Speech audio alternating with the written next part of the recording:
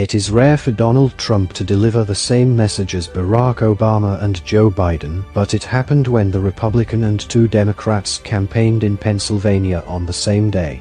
The political foes all urged Americans in the crucial state, "Go vote."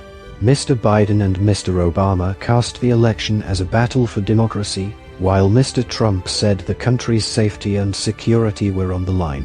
Tuesday's U.S. midterm elections will determine control of Congress. All 435 seats in the House of Representatives are being contested, while 35 are up for grabs in the Senate. In Pennsylvania, razor-thin margin separates Democratic Senate candidate John Fetterman, 53, from Republican Mehmet Oz, 62. The appearances of two ex-presidents and President Biden on the last weekend before the election signaled the state's importance. Mr. Trump's victory in Pennsylvania helped deliver him the White House in 2016, when his message of populist anger struck a chord with blue-collar voters in the state. An opposing sentiment of pragmatism and liberal politics in urban centers gave it back to Democrats in 2020, when Mr. Biden won his home state by a margin of less than 2%. Speaking in Philadelphia on Saturday, Mr. Biden declared that it was good to be home as he stumped for Mr. Fetterman and Josh Shapiro, the Democratic candidate for governor. He warned the crowd that failing to return Democratic majorities in the House of Representatives and the Senate would mean further restrictions to abortion rights and cuts to public health care. Though Democrats currently hold both chambers of Congress, they are expected to lose the House and are in a dead heat for control of the Senate, according to polls. Here in Philadelphia, a place that defines the soul of America, today we face an inflection point, Mr. Biden said. A vote for Democrats would be a vote for women's health, gun control and health care, he said.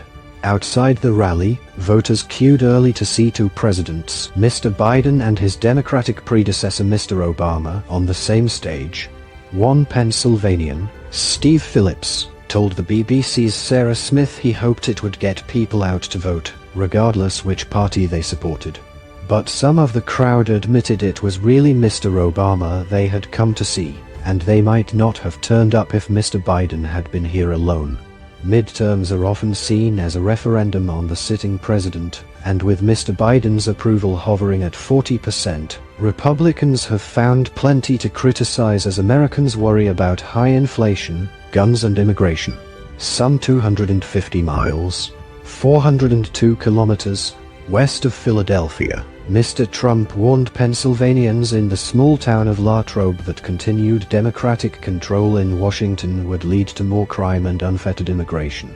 Supporters there, too, gathered hours early to see Mr. Trump. If you want safety and security for your family, you need to vote every single Democrat out of office, he said. There's only one choice. If you support the decline and fall of America, then you must vote for the radical Democrats. If you want to stop the destruction of our country, then you must vote Republican in a giant red wave. The former Republican president also hinted again at the possibility of running for office in 2024, even as he has continued to make false claims that the U.S. election system is fraudulent. The election was rigged and stolen. It's a shame, Mr. Trump said.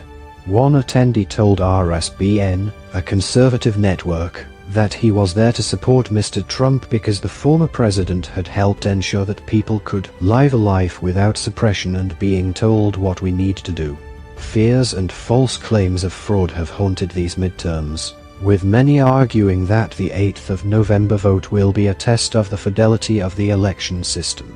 Back in Philadelphia, taking the marquee speaking slot after Mr. Biden, Mr. Obama warned, "Truth and facts and logic and reason and basic decency are on the ballot. Democracy itself is on the ballot. The stakes are high.